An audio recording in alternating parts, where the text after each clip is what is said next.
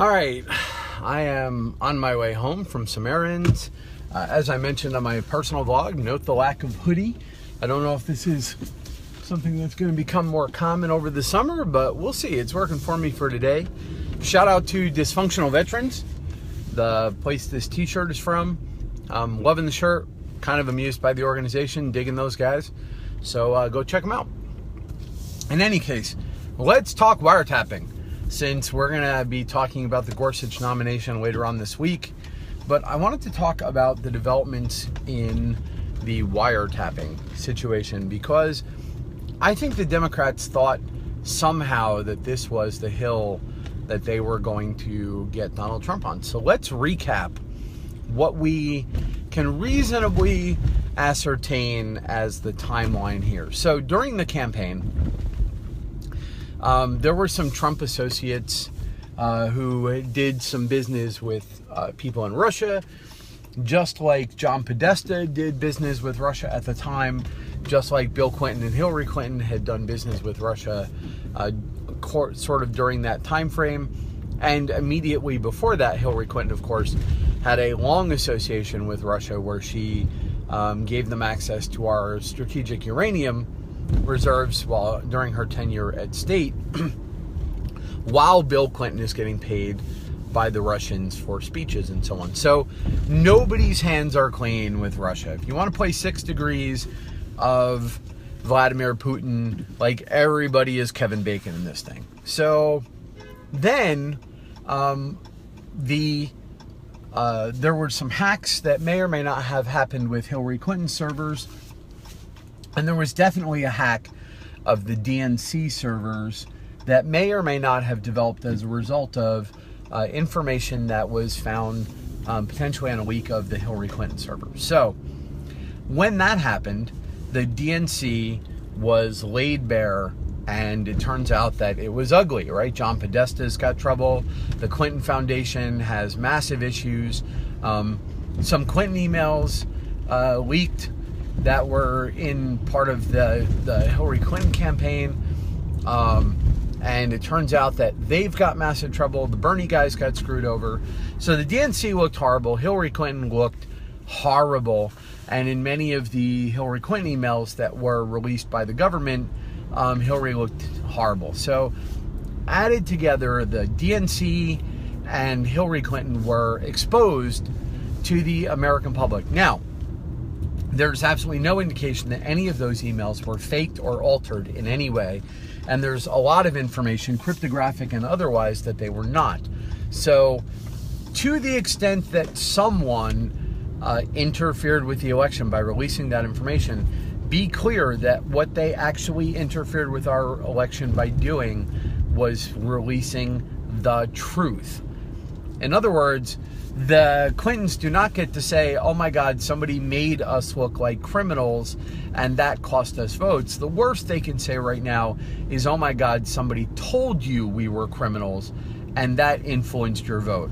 Now, there's nothing not fair about if I don't let you have my money because I find out you're a criminal, you don't get to go, oh my God, it's unfair that you knew that I was a criminal. Like, no.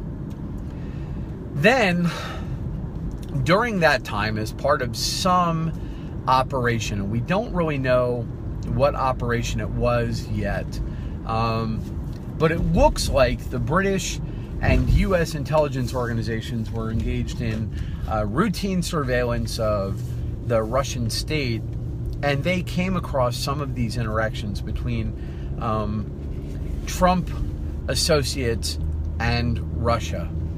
And that, to that degree, right now, it doesn't look like there was any illegality involved. Though we could argue whether they had probable cause for that surveillance, but we will never know. Around the same time, somebody dumped a bunch of money on a ex-spy in England who created, essentially out of whole cloth, this fictional profile of Donald Trump and potential blackmail information, which he then shopped around to news organization after news organization.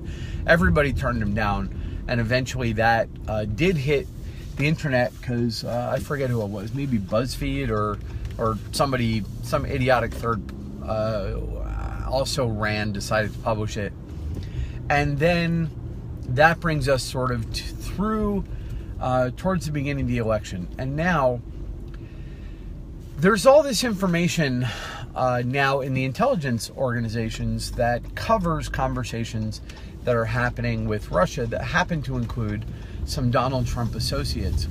And here's where things get illegal. So it looks like someone in the Obama administration used their power to what's called unmask those conversations. In other words, they took previously anonymous American citizens, because normally in these things American citizens are just spoken as, U.S. citizen 1, U.S. citizen 2. They unmasked those names. So they matched real names, human names, to that information. And then, because even then that information is very tightly closed, around the same time Barack Obama issued an executive order that dramatically expanded the number of people who get that unmasked information once it's unmasked. So in other words, now hundreds of people more than used to have it have that information. And internally, the Obama administration starts making noises to people going, make sure you get this information as widely disseminated as possible. We have no idea if the Trump team, if they win the election, is going to try and destroy it. So they create this climate of fear. So here's what you have. You have information that might have been legally gathered, but has now, for political purposes, been incredibly widely disseminated throughout the U.S. government. And then those same people are now told that there's every possibility that a hostile incoming administration may try and destroy that information with nefarious intent. And a fair number of those people, as they were encouraged to do, as I'm positive there were winks and nods to do, as they were expected to do, as they were enabled to do, began leaking that information selectively. And this is where you saw that growing drumbeat of, in the New York Times, and the Washington Post, and Huffington Post, where they're like, sources within the government are telling us that there's an investigation of the Trump organization and their ties to Russia. And they tried to pull this smear campaign. When Donald Trump had enough evidence that this was so, he goes out on a tweet and says, the Obama administration was wiretapping Trump Tower. This is hyperbole, but the core, which is that the Obama administration was using the surveillance apparatus and the national intelligence apparatus to surveil the Trump organization and use what they found, even though it was not representative of an illegal act, in a political way to attempt to damage the Donald Trump candidacy. This is turning out to be absolutely true. And so while the Democrats thought they were going to be able to launch this investigation and use the fallout to try and paint Trump as some sort of horrible Vladimir Putin acolyte, what they've actually done is kick off an investigation and focus national attention on the fact that it's going to turn out that Barack Obama did exactly what Donald Trump accused him of doing. And whereas this, if they had just left the tweet alone, it might have fallen away.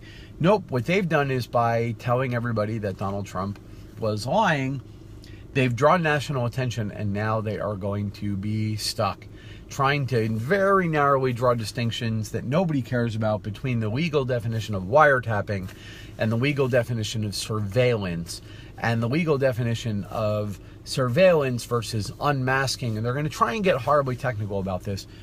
And nobody in the end in middle America cares. What they know is what Trump said and what now is true. The Obama administration was surveilling the Donald Trump people. The Obama administration unmasked their names for political purposes. The Obama administration disseminated that information as widely as possible to maximize the potential of leaks. And those leaks were in fact made. Those leaks are felonies. And this is going to get much more interesting. And I think we're past the tipping point now where the story is whether or not Donald Trump was an agent of Russia, and that the Trump organization is on the cusp of successfully changing that conversation to be, why were they under surveillance, and who is it that started leaking this information, and why. And whereas there was wide ridicule that Donald Trump doesn't know what he's talking about, as usual, it is turning out that Donald Trump knew exactly what he was talking about and has in fact made the media once again jump exactly through the hoops they were supposed to be jumping through. This Russia connection is nothing. In fact, there is no evidence that the Russians were behind the hack of the DNC, despite the sort of mealy-mouthed wording of a couple of reports from the intelligence community. Remember that they were never given access to the DNC servers, that in fact the DNC servers were only examined by a private company paid by the DNC, who has now had to walk back other parts of the same report and has been shown to be massively wrong and easily manipulated on what reports they give. Essentially, you can buy their report and tell them what you want it to say, and it will say whatever you want. So there's no evidence in there, and the deeper we dig, the more we're finding out that there's nothing to the Trump connection and everything to who the leakers are. And whereas if Donald Trump had tried to get an investigation going directly about the leaks, the Dems would have stalled him. It is the Dems now who have called for investigations, subpoenaed tons of documents, thinking they had it all nailed, and in fact they have nothing, and they have facilitated the very investigation that is going to cause Barack Obama no end of trouble. And Hillary Clinton as well. She's out of the woods, and she's going to turn around and hopefully crawl right back in her hole. Anyway, folks, that's my take on the state of the Russian investigation and the wiretapping. I hope you guys are having a great day. We will talk later on this week about the Gorsuch thing. Please remember to like and follow on Facebook, and go to YouTube and subscribe to Herd Watching there. And as always, follow Riding Herd, RIDINGHERD, on Facebook and Twitter. That is where you will see me posting links to a lot of the reading I do, well, some parts of the cool parts of the reading I do every day, to keep up on this stuff. Enjoy.